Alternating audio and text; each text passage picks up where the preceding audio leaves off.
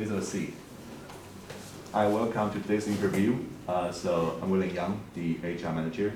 This is Roger, and he's the analyst. And we have John and also Cindy joining us remotely. So John is a data analyst, and Cindy, she's a project manager. Okay, so if you're ready, then would you like to start by briefly describing yourself? Okay, so good morning everyone. I'm Cynthia, and the word that best represents me is BIRD. B for broad-minded, I for industrious, R for responsible, and D for detail-oriented. Another reason is that singing is an important part of my life, so singing like a bird is what I love to do. And but let me tell you a little story. So when I was in high school, before joining the singing club in high school, I was a girl who dared not stand on stage, let alone sing in public. But years later, I finally conquered my fear and won a lot of wonderful experiences in competitions and contests. So after stepping the first step out of my comfort zone, and I also explored a lot of different possibilities in college. So for example, I joined different clubs and participated in competitions, and also being a tutor and teaching assistant is all what I've done. So like this semester I joined the data competition with some friends, and during the competition we tried to solve a real business problem for a photo editing app. And during the competition we tried to use some factors, ways to find the golden path for users to become subscribers who are willing to pay for the premium features. So during the competitions, being an open-minded person enables me to spark new ideas with my teammates, and also since I focus on detail, so I can find the potential factors that affect the result behind the numbers. And besides the competition, I also have a lot of related. I also took a lot of related courses in school and also online. So for example, I took some courses about analyzing data using Python, R, Excel, and SQL. So since I also am a student from the College of Commerce, so which makes me have the domain knowledge in business. So I think with my BIRD personal traits, I believe I'm the perfect candidate for this position. Thank you. Okay, Cynthia, really amazed at how you overcome your past setbacks and become a better person. So my first question for you is, what is data mean for you? What does data mean for you? Data is basically a lot of numbers without any meanings at first, like raw data. But after analyzing it, we were able to find the insight inside it, and that's what data becomes the information that is useful for us. Okay. So since you're applying for a position at Shopee, I want to know what do you think about their recent strategy in which they have Shopee 店到店, and what's your opinion about that? And do you have any opinion or hypothesis on why they are doing that? Okay. So for that strategy, I personally haven't used it because there are a lot of like free shipping coupon for many campaigns already. So I do not have to use that 店到店to buy things that I need. But I think it's a really good strategy, but that is worth observing because this 店到店 service is like haven't been implemented for like months. So I think before November 30, it can have the free shipping, like the free shipping strategy for us. So people will willing to buy things in the shop.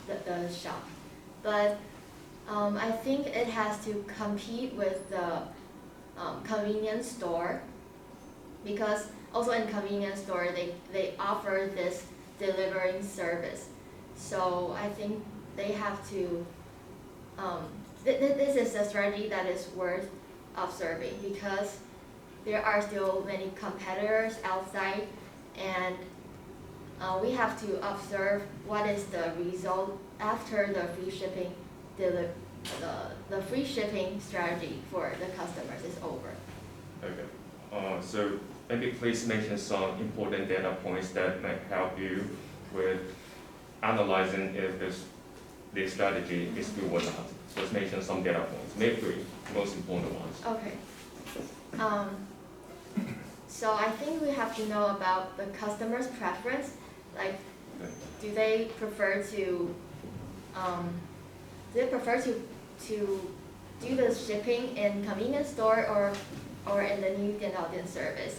Okay. And also, what time do people use this buy things? Because like in the Double 11 campaign, Okay. people were willing to buy a lot of things, but because there are like 11 coupons for free shipping to convenience store, so I think we have to know whether people will really go to the 电到店 service or they will just stay in the original convenience store.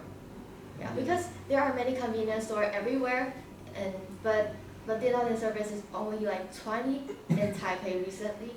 So if the convenience store is more than the 电到店, then people will maybe they were willing to go to the convenience store remote to their closer to their house. Okay. There is 6 minutes Right. left. Maybe we can turn to Jason and Cindy. Yeah, you may not face.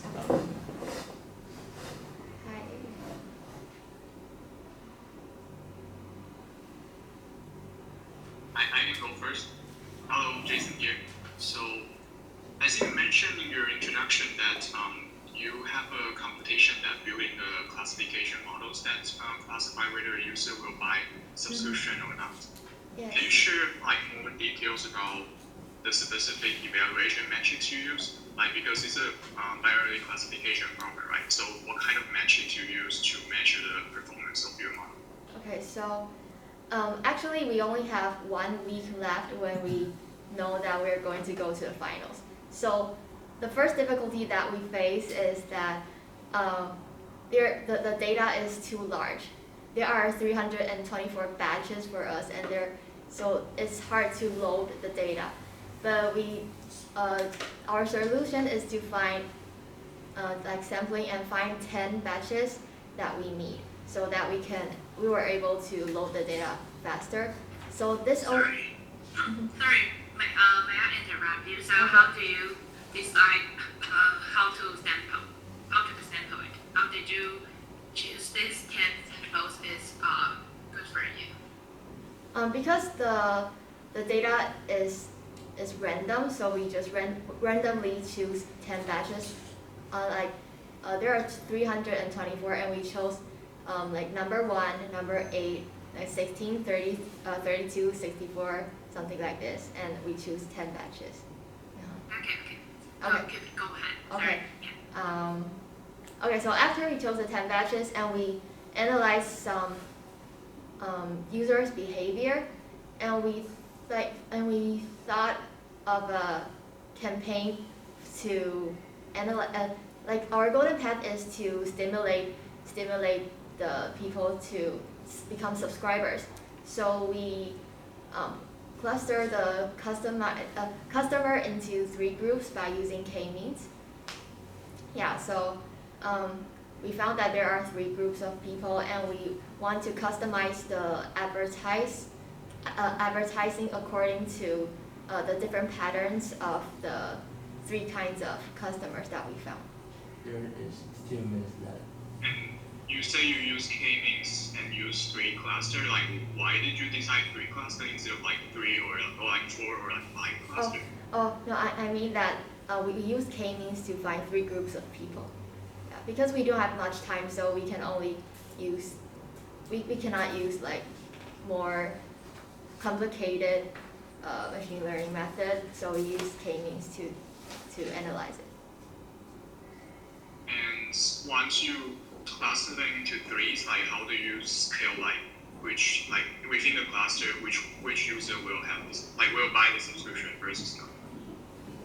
Oh, because our goal is to find the golden path for the users to become the subscribers.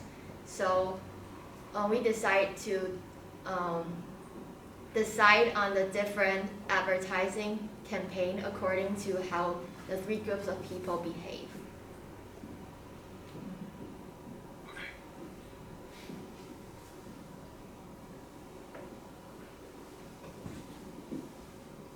No, I have one more question for you. Okay. You mentioned that because you are really data oriented, and also you mentioned that you found like some potential factor and insight during the analysis. So could you share more about what kind of insight or like potential factor did you figure out during the whole analytics process? You mean in the competition I just mentioned? Yeah. Okay. So we found out that there are certain features that people like to click on. So since it's a photo editing app, so people will tend to click on certain features for them to edit their photos. So I think that we can change the order of the features so that the features which are frequently clicked can be moved to the front, so that the people will likely to click onto it and stimulate them to become the subscribers. The interview will be ended now. Okay, so thank you. So could you tell Jason and Cindy so the interview ends now? Okay, well, the interview ends now. Thank you. Right. Thank you very much for your time. Right. So we'll be in touch. Right. Have a good day. Thank you.